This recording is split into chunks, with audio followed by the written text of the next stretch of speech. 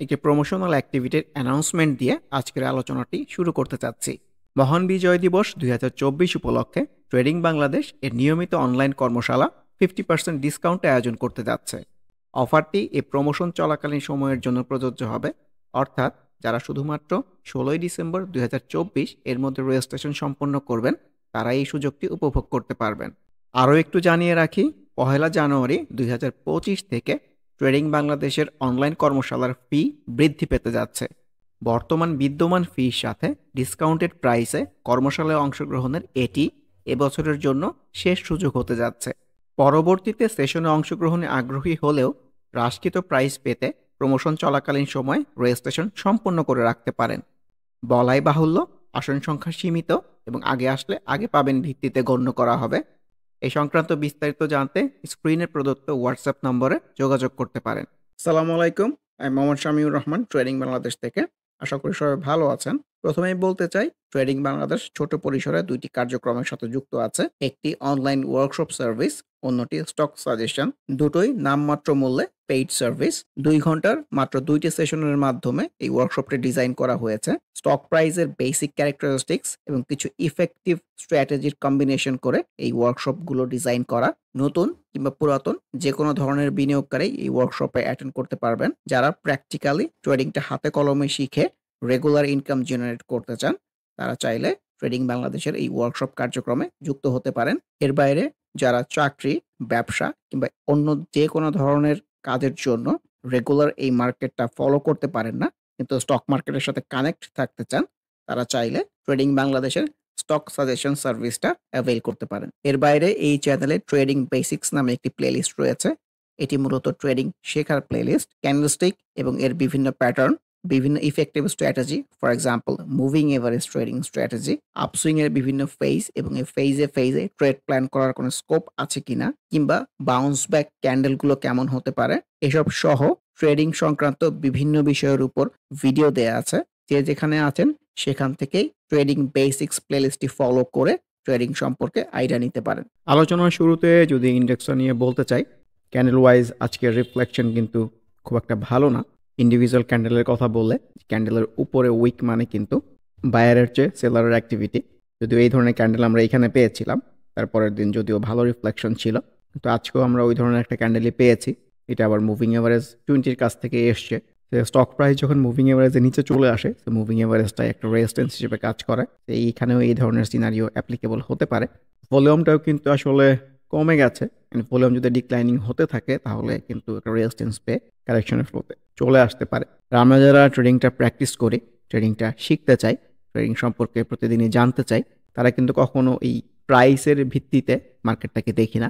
আমরা কিছু বেসিক ক্যারেক্টারিস্টিক্সের ভিত্তিতে দেখি, ক্যান্ডেলস্টিকের ভিত্তিতে দেখি, চার্ট প্যাটার্নের ভিত্তিতে দেখি এবং ট্রেন্ড, সুইং, ফেজ এইগুলোর ভিত্তিতে দেখি। সো এইখান থেকেও যদি বলি, ছোট্ট একটা আপসুইং কিন্তু হয়েছে আর স্টক প্রাইস মুভিং এভারেজ থেকে রেজিস্ট্যান্স পায়, এটাও একটা বেসিক ক্যারেক্টারিস্টিক্স। যে ইন্ডেক্সের মধ্যে ইতিবাচক প্রবণতা কিন্তু অব্যাহত আছে, এই বিষয়ে কোনো সন্দেহ নাই। কিন্তু মার্কেটের মধ্যে খুব যে ভালো বাই সিনারিও, আমি যেভাবে মার্কেটটাকে দেখি আমার কাছে এরকম মনে হচ্ছে না। কারণ যে স্টকগুলো ভালো করতেছিল বেশিরভাগগুলোর মধ্যে সেল সিগন্যাল চলে আসছে বা আনইউজুয়াল ভলিউমের অ্যাক্টিভিটি চলে আসছে। আনইউজুয়াল ভলিউম হয়ে যাওয়া মানে তো পরের দিন expected sale scenario. So as a whole আমি খুব একটা ভালো সিনারিও বলতে চাচ্ছি না। ধর ভলিউম যদি ডেভেলপমেন্ট রাখতে পারে তাহলে অনেক কিছুই হতে পারে। ইন্ডিভিজুয়াল ক্যান্ডেল যেহেতু আসলে উপরে উইক সহ একটা ক্যান্ডেল আসছে, আমরা হয়তো অনেক স্টকের মধ্যেই এই ধরনের সিনারিও কিংবা কারেকশনের রিফ্লেকশনটাই হয়তো এক্সপিরিয়েন্স করব। ইন্ডিভিজুয়াল স্টক আলোচনার শুরুতে যদি ফার্স্ট জনতা মিউচুয়াল ফান্ড নিয়ে বলতে চাই, তো মিউচুয়াল ফান্ড সেক্টরের মধ্যে আজকে কিন্তু একটু ঊর্ধ্বমুখী প্রবণতা দেখা গেছে।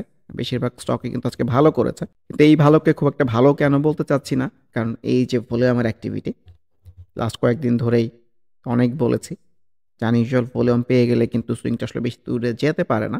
আবার যদি সেম ভলিউম কন্টিনিউ রাখতে পারে তাহলে কিন্তু আবার সুইং উপরের দিকে যাওয়ার সক্ষমতা সৃষ্টি করে। আনইউজুয়াল ভলিউমের অ্যাক্টিভিটি আমরা এখানেও দেখেছিলাম, তারপরে কিন্তু এই কারেকশন কিংবা সাইড সুইংয়ের ফ্লোতেই ছিল। সো হুট করে বেশি ভলিউম হয়ে যাওয়া এটা খুব একটা ভালো লক্ষণ না, ইনফ্যাক্ট একটা সুইংয়ের শেষের দিকে। সো সেই প্রেক্ষাপট থেকে খুব একটা ভালো বলতে চাচ্ছি না। ফার্স্ট প্রাইম আজকে তো ভলিউম পেয়েছে, কিন্তু এগুলোকে আমি একটা আপ সুইংয়ের পরে এই ধরনের সিনারিওকে স্টিল সেল সিনারিও বলতে চাই। আমরাইটের মধ্যেও কিন্তু ভালো রিফ্লেকশন ছিল, কিন্তু আজকে যে টাইপের ক্যান্ডেল এসছে রিফ্লেকশনটা ভালো হয় নাই। অনেক ওপর থেকে ওপেন হয়ে প্রাইসটা ফল করেছে। ভলিউমটাও ভালো ইমপ্রুভ করার চেষ্টা করতেছে, কিন্তু এই ধরনের ক্যান্ডেল চলে আসলে প্রাইসটা আসলে খুব একটা উপরের দিকে যায় না। আমার অবজারভেশন হচ্ছে এইরকম। এবিবি ফার্স্ট মিউচুয়াল ফান্ডের মধ্যেও কিন্তু ক্যান্ডেল ওয়াইজ গ্রিন, কিন্তু উপরে উইক মানেই কিন্তু বাইরের চেয়ে সেলারের অ্যাক্টিভিটি বেশি, প্লাস ভলিউমটাও লক্ষ্য রাখতে হবে আনইউজুয়াল হয়ে যায় কিনা। পক্ষান্তরে ব্যাংক সেক্টরের মধ্যে এবি ব্যাংকের মধ্যেও কিন্তু ভালো রিফ্লেকশন না, তো বেশিরভাগ স্টকের মধ্যে এই রিফ্লেকশন ভালো না। সো এই জন্যই আমার কাছে মনে হচ্ছে যে হয়তো একটু কারেকশন হয়ে নিচে আসতে পারে। ইন্ডিভিজুয়াল ক্যান্ডেল তো আসলে ব্যাংক সেক্টর বলি, এবি ব্যাংকের বলি, খুব একটা ভালো মনে হচ্ছে না। এসিআইয়ের কথাও বলতে চাই, এই মুভিং এভারেজ থেকে কিন্তু রেজিস্ট্যান্স পেয়ে উপরে উইক সহ একটা সিনারিও এসছে। ভলিউমটা যদি অ্যাক্টিভ আছে, এই ভলিউম অ্যাক্টিভ রাখতে পারলে উপরের দিকে যেতে পারবে। ইন্ডেক্সের উপরে অনেক কিছু ডিপেন্ডেন্ট হবে। অ্যাকমি ল্যাবের ক্যান্ডেল ওয়াইজ রিফ্লেকশন ভালো মনে হচ্ছে না, যেহেতু ভলিউমটা ডেভেলপ করার চেষ্টা করতেছে। সো ভলিউমের এই ডেভেলপমেন্ট রাখলে সুইংটা উপরের দিকে গেলেও যেতে পারে। অ্যাকমি পেস্টিসাইড সিনারিও তো আসলে ডেফিনেটলি ভালো না। গতকালের এটাকে যদি হাফ হার্টের বাউন্স ব্যাকও বলি, আজকে কিন্তু ভলিউমটা ডিক্লাইনিং। সো ভলিউম যদি আরও ডিক্লাইনিং হতে থাকে, সুইং কিন্তু আসলে নিচের দিকেই আসবে বলে আমার বিশ্বাস। আইটি সেক্টরের মধ্যে যদি রিয়েন্টেলের কথা বলি, রিসেন্ট টাইম কিন্তু একটা সাইড ট্রেন্ডেই চলতেছে। সো সাইড ট্রেন্ডের লাস্টের দিনের বাউন্স ব্যাকটা সুন্দর ছিল, আজকের রিফ্লেকশন কিন্তু ভালো না। ইন্ডেক্সও যদি কারেকশন হয়, এখানে কিন্তু কারেকশন এক্সপেক্টেড। অ্যাডভেন্টের মধ্যেও কিন্তু আনইউজুয়াল ভলিউমের কথা যেটা কতদিন মেনশন করতেছিলাম, এইটারই কিন্তু রিফ্লেকশনটা পাওয়া গেছে, সাথে মুভিং এভারেজের রেজিস্ট্যান্সের জায়গাও আছে। So expected correction. আফতাব অটোর কথাও তো কতদিন বলতেছিলাম যে সিনারি তো আসলে ভালো লাগতেছে না, আর ভলিউমটা কিন্তু আস্তে আস্তে ডিক্লাইনিং হয়ে যাচ্ছে। সো কারেকশনের ফ্লোতেই ভাবা উচিত, আজকের রিফ্লেকশন তো ভালো পাওয়া যায় নাই। এআইএল টেক্সটাইল সেক্টরের মধ্যে যে ধরনের ক্যান্ডেল এসছে, এটা একটা হাফ ওয়াটার বাউন্স ব্যাক হতে পারে, কিন্তু ইন্ডেক্স যদি ভালো না করে এখান থেকে খুব একটা ভালো করবে বলে আমার কাছে মনে হচ্ছে না। ভলিউমটাও ডিক্লাইনিং। আলহাস্টেক্স looks very good to me. চার্টের ফ্লো দেখেই ভালো লাগতেছে, চার্টে প্রচুর সবুজ। কিছুদিন ধরে বলতেছি যে ট্রেন্ডি সিনারিওর মধ্যে আছে। এই রিসেন্ট সুইংটাও খুবই ভালো লাগতেছে, সেটাই দেখতে চাই যে আপসুইংটা আসলে কোথায় গিয়ে শেষ হয়। ট্রেডিংয়ের প্রেক্ষাপট থেকে একটা স্টক যতক্ষণই ভালো করতে থাকবে ততক্ষণই ওই স্টকটা ভালো স্টক। যতক্ষণ না পর্যন্ত একটা স্টকের মধ্যে সেল সিনারিও পাওয়া যাবে ততক্ষণই কিন্তু এই স্টকটা ভালো। সালাস্টেক্সের মধ্যে এরকম কোনো সিমটমস নাই, চার্ট দেখে ভালো লাগতেছে। আজকের ভলিউমটা একটু কমে গেছে, সো ভলিউমের ডেভেলপমেন্টটাও লাগবে ইনফ্যাক্ট। আলিফ টেক্সটাইল সেক্টরের মধ্যে সেল সিনারিওটাই তো রিফ্লেক্টেড হয়েছে, ভলিউমটাও ডিক্লাইনিং। আমান ফিডের রিফ্লেকশন তো ভালো লাগতেছে না, এটাও ছোট পরিসরে ট্রেন্ডই আছে। এই একটা আপসুইংয়ের পরে এখন ডাউন সুইংয়ের পালা, এটাই মনে হচ্ছে। আনলিমানিয়ে যে গতদিন যেটা বলতেছিলাম রেজিস্ট্যান্স, সো কারেকশনের রিফ্লেকশনেই ভাবা উচিত। আনার গ্যালভানাইজিংয়ের মধ্যেও কিন্তু আনইউজুয়াল ভলিউম অ্যাক্টিভিটি আছে। আনইউজুয়াল ভলিউম আসলে সুইংয়ের শুরুতে হোক শেষে হোক কখনোই ভালো না। সো আমরা যদি এইখান থেকেও ধরি যে এখান থেকে সুইংটা শুরু হয়েছে, অলরেডি কিন্তু ছোট্ট একটা আপসুইং হয়েছে, এখানে মুভিং এভারেজ রেজিস্ট্যান্সের বিষয়টা ছিল, তারপরে প্রপার কারেকশনে চলে আসছে। সো এখান থেকে কিন্তু রেজিস্ট্যান্স পেয়ে প্রপার কারেকশনে চলে আসতে পারে। আর যদি ভলিউমের ডেভেলপমেন্টে রাখতে পারে ডেফিনেটলি তো এখানে একটা আপসুইং এক্সপেক্টেড। প্যারামিটারের কথাও বলতে চাই, লো পেডের মধ্যে চার্টে সবুজ মানেই কিন্তু ভালো, ক্যান্ডেলস্টিক অনুযায়ী ভালো আসতেছে। ভলিউমটাকে যদি অ্যাক্টিভ রাখতে পারে upswing expected. So let's see. Argon ডেনিমের রিফ্লেকশনও আজকে ভালো পাওয়া যায় নাই। ইন্স্যুরেন্স সেক্টরের মধ্যে এশিয়ান ইন্স্যুরেন্সের বাউন্স ব্যাকটাও কিন্তু ভালো ছিল, কিন্তু এই বাউন্স ব্যাকটা টিকবে কিংবা ফ্রুটফুল হবে এরকম মনে হচ্ছে না। সো নতুন করে কারেকশনের ফ্লোতেই ভাবা উচিত। ভলিউমের ডেভেলপমেন্টটা কমে গেছে। এশিয়াটিক ল্যাবের মধ্যেও কিন্তু আনইউজুয়াল ভলিউম সেল সিনারিওটাই রিফ্লেক্টেড হয়েছে। এখন নতুন করে কারেকশনের ফ্লোতেই ভাবা উচিত। আর ভলিউম অ্যাক্টিভ রাখতে পারলে অনেক কিছুই হতে পারে। আজিস পাইপ লোপেডের মধ্যে নতুন করে কিন্তু ভলিউমটা অ্যাক্টিভ রাখতে পেরেছে, চার্টেও সবুজ আসতেছে, সো অবজারভেশনের মধ্যে রাখা যেতে পারে। বঙ্গজের মধ্যেও কিন্তু চার্টে সবুজ মানেই অবজারভেশনের বিষয়। সোফার তিনটা লো পেড আপ ক্যাপিটাল স্টকের মধ্যে কিন্তু সিনারিও ভালো লেগেছে। অ্যারামিটের কথা বললাম, আজিজ পাইপও ছিল, বঙ্গজের কথা বললাম। এরকম একটা জনশ্রুতি আছে যে খারাপ মার্কেটে কিংবা ইন্ডেক্সে যদি কারেকশন হয় সেই সময় কিন্তু লো পেইড আপ ক্যাপিটাল স্টকগুলো ভালো করে। সো দেখা যাক। ফুয়েল অ্যান্ড পাওয়ার সেক্টরের মধ্যে বারাকা পাওয়ারের রিফ্লেকশন তো ভালো না, যদিও সেল সিনারো ক্যান্ডেল একটু উইক টুইক সহ আসে, এরকম আসে নাই, কিন্তু এটাও সেল সিনারো হয়ে যেতে পারে। ভলিউমটাও যেহেতু ডিক্লাইনিং মনে হচ্ছে। ব্যাট বিসি আজকে গ্রিন আসলেও nothing special in fact. BBS sell scenario proper রিফ্লেকশনটাই পাওয়া গেছে, ভলিউমটা অ্যাক্টিভ আছে, মুভিং এভারেজ একটা বাউন্স ব্যাক পেলে আবার একটা আপসুইং এর সক্ষমতা সৃষ্টি হতে পারে। বিবিএস কেবলসের মধ্যেও সেম টাইপের রিফ্লেকশন। বিডিকম তো খুবই বাজেভাবে রিফ্লেক্টেড হয়েছে, আনইউজুয়াল ভলিউমটাও লক্ষণীয়। বিডি ফাইন্যান্সের কথাও বলতে চাই, মুভিং এভারেজ 50 আশেপাশ থেকে কিন্তু রেজিস্ট্যান্স পেয়ে কারেকশনের রিফ্লেকশন, ভলিউমটাও ডিক্লাইনিং। আর একটা low paid up capital stock হচ্ছে বিডি ল্যাম্পস, এখানেও কিন্তু ইন্ডিভিজুয়াল ক্যান্ডেল ওয়াইজ স্ট্রং না আসলেও চার্টে কিন্তু সবুজ আসতেছে, অবজারভেশনে রাখা যেতে পারে।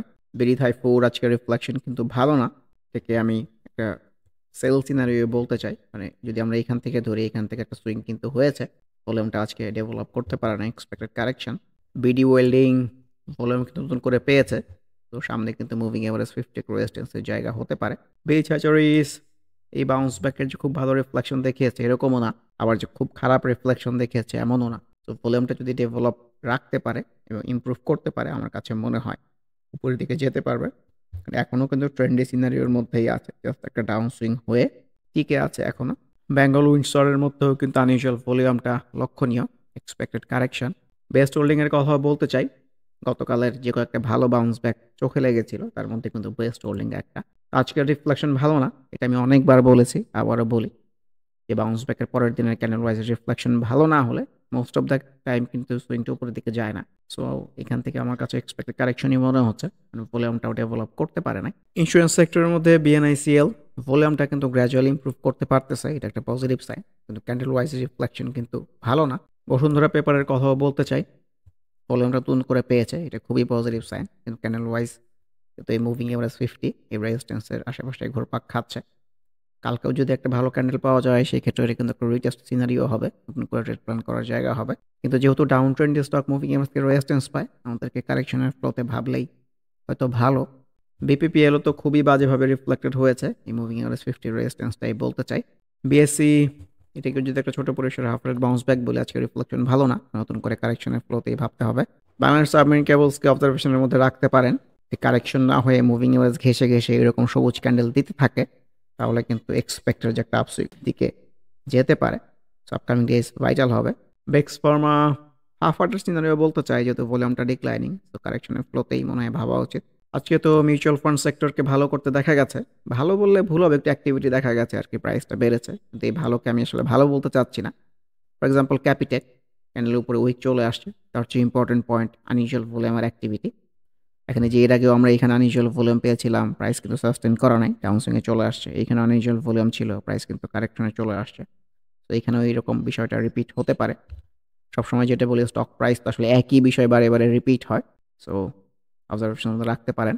ক্যাপ এম বিডিবিএল এর মধ্যেও সেম রিফ্লেকশন, যদি আজকে ভালো করেছে আনইউজুয়াল ভলিউমের অ্যাক্টিভিটি, আবার সেম পরিমাণ ভলিউম কন্টিনিউ হলে কিন্তু সুইংটা উপরে যাওয়ার সক্ষমতা সৃষ্টি হতে পারে। ক্যাপ এম আইবিবিএল এর মধ্যেও সেম, ক্যান্ডেলস্টিকের উপরে উইক, আনইউজুয়াল ভলিউমের activity, expected correction. Central pharma, KPPL, OL, বিরিথাই, আসলে এই চারটা স্টক কিছুদিন আগেও একসাথেই বলতাম, এখন কিছু বলছি না, কারণ আসলে বলার মতো কিছু নাই। সিটি ব্যাংকের আজকের রিফ্লেকশন কিন্তু ভালো না, ক্যান্ডেলস্টিক উপরে উইক চলে আসছে।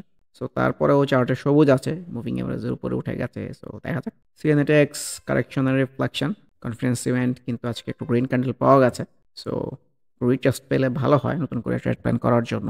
ইন্স্যুরেন্স সেক্টর যে খুব একটা ভালো করবে না তার কিছু আলামত কিন্তু আমরা পাই আসলে। ফর এক্সাম্পল ক্রিস্টাল ইন্স্যুরেন্স, ও কিন্তু খুবই রিয়াক্টিভ ছিল ইন্স্যুরেন্স সেক্টর যখন ভালো ছিল, এখন কিন্তু কোনো বাউন্স ব্যাকের পজিটিভ রিফ্লেকশন দেখাতে পারতেছে না।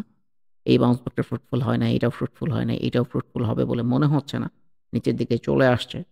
তো এইসবই ইন্ডিকেশন দেখে বোঝা যেতে পারে যে ইন্স্যুরেন্স সেক্টরটা কারেকশন হতে পারে আরও, ভলিউমটাও কিন্তু কমে গেছে। ঢাকা ডাইং আজকে ভালো করলেও আমি এটাকে আসলে সেল সিনারিও টাইপই বলতে চাই, কারণ এর সুইংটা কিন্তু শুরু হয়েছে যে এইসব জায়গা থেকে। কে কোন প্রাইসে কিনেছে এইটা কিন্তু কোনো ফ্যাক্টর না, ফ্যাক্টর হচ্ছে সুইংটা শুরু হয়েছে এখান থেকে শুরু হয়ে কিন্তু একটা সুইং আপসুইং হয়েছে। তো আপসুইং এর পরে এই ধরনের ক্যান্ডেল আমি সেল সিনারিও বলতে চাই। ইন্ডিভিজুয়াল ক্যান্ডেল বললে ক্যান্ডেলটা খুবই ভালো, কিন্তু এই ক্যান্ডেলটা এসছে যেহেতু একটা আপসুইং এর পরে, সেই জন্য এটাকে খুব একটা ভালো বলতে চাচ্ছি না। আবারও মনে করিয়ে দিতে চাই, মহান বিজয় দিবস 2024 উপলক্ষে ট্রেডিং বাংলাদেশ এর নিয়মিত অনলাইন কর্মশালা 50% ডিসকাউন্টে আয়োজন করতে যাচ্ছে। অফারটি এই প্রমোশন চলাকালীন সময়ের জন্য প্রযোজ্য হবে, অর্থাৎ যারা শুধুমাত্র 16 ডিসেম্বর 2024 এর মধ্যে রেজিস্ট্রেশন সম্পন্ন করবেন তারা এই সুযোগটি উপভোগ করতে পারবেন। আরও একটু জানিয়ে রাখি, 1 জানুয়ারি 2025 থেকে ট্রেডিং বাংলাদেশের অনলাইন কর্মশালার ফি বৃদ্ধি পেতে যাচ্ছে। বর্তমান বিদ্যমান ফির সাথে ডিসকাউন্টেড প্রাইসে কর্মশালায় অংশগ্রহণের এটি এবছরের জন্য শেষ সুযোগ হতে যাচ্ছে। পরবর্তীতে সেশনে অংশগ্রহণে আগ্রহী হলেও হ্রাসকৃত প্রাইস পেতে প্রমোশন চলাকালীন সময় রেজিস্ট্রেশন সম্পন্ন করে রাখতে পারেন। বলাই বাহুল্য, আসন সংখ্যা সীমিত এবং আগে আসলে আগে পাবেন ভিত্তিতে গণ্য করা হবে। এই সংক্রান্ত বিস্তারিত জানতে স্ক্রিনে প্রদত্ত হোয়াটসঅ্যাপ নম্বরে যোগাযোগ করতে পারেন।